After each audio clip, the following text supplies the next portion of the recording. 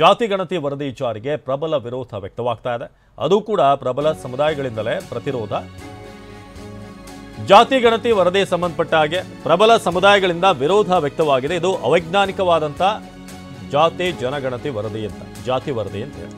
So April 17ರಂದು ಸಂಪುಟ ಸಭೆಯನ್ನ ಕರೆದಿರುವೆ.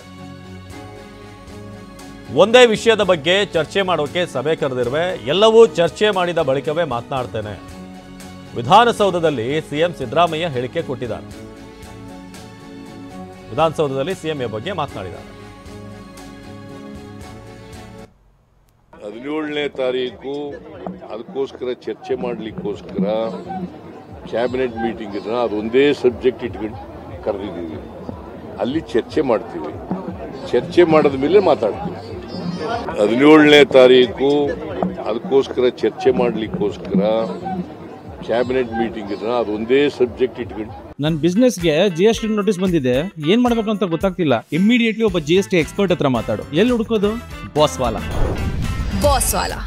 B the boss. ಕರೆದಿದ್ದೀವಿ. ಅಲ್ಲಿ ಚರ್ಚೆ ಮಾಡ್ತೀವಿ. ಚರ್ಚೆ ಮಾಡಿದ ಮೇಲೆ ಮಾತಾಡ್ತೀವಿ. 17ನೇ ತಾರೀಕು. ಇದು ಸಿಎಂ ಸಿದ್ದರಾಮಯ್ಯನವರ ಮಾತು. ಪ್ರಬಲ ಸಮುದಾಯಗಳಿಂದ ಈಗ ವಿರೋಧ ವ್ಯಕ್ತವಾಗ್ತಿರೋದ್ರಿಂದ ವರದಿ ಬಗ್ಗೆ ಚರ್ಚೆ ಮಾಡೋಕೆ ಏಪ್ರಿಲ್ 17ಕ್ಕೆ ಸಭೆಯನ್ನು ಕರೆದಿದ್ದೀನಿ. ಇದೇ ವಿಚಾರದ ಬಗ್ಗೆ ಸಂಪೂರ್ಣ ಚರ್ಚೆ ಆಗುತ್ತೆ ಅಂತ ಹೇಳಿದ್ದಾರೆ. ಜಾತಿ ಗಣತಿ ವರದಿಗೆ ಕೆಲ ಸಚಿವರು ಶಾಸಕರು ಅಪಸ್ವರ ಎತ್ತಿದ್ದಾರೆ. ಆಕ್ಷೇಪಾರ್ಹ ಅಂಶಗಳಿದ್ರೆ ಪರಿಶೀಲನೆ ಮಾಡ್ತೇವೆ ಅಂತ ಹಾಸನದಲ್ಲಿ ಸಹಕಾರ ಸಚಿವ KN ರಾಜಣ್ಣ ಹೇಳಿಕೆ ಕೊಟ್ಟಿದ್ದಾರೆ. ಸ್ವಾಮೀಜಿಗಳ ಬಳಿ ಅಂಕಿಅಂಶ ಏನಾದರೂ ಇತ್ತ, ಈಗ ಕೊಟ್ಟಿದ್ದಾರೆ. ಏನಾದರೂ ಸಮಸ್ಯೆ ಇದ್ರೆ ಅದನ್ನ ಪರಿಹಾರ ಮಾಡ್ತೀವಿ ಅಂತ ಹೇಳಿದರು ರಾಜಣ್ಣ. ಡಿಕ್ಟೇಟ್ ಮಾಡಿರೋದು ಅಂತ ಹೇಳ್ತಾರೆ ಸರ್.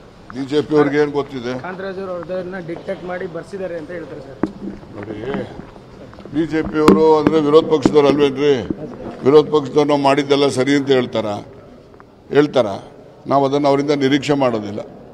ಅವರು ಆಯ್ತು, ಮರುಪರಿಶೀಲನೆ ಮಾಡ್ತಕ್ಕಂಥ ಅಗತ್ಯತೆ ಇದೆ ಅನ್ನೋದು ಮನವರಿಕೆ ಆದರೆ ಅದನ್ನು ನೋಡ್ಬೋದು. ಈಗ ಇನ್ನೂ ಅದು ಯಾವುದು ಕೂಡ ಚಿಂತನೆ ಇಲ್ಲ.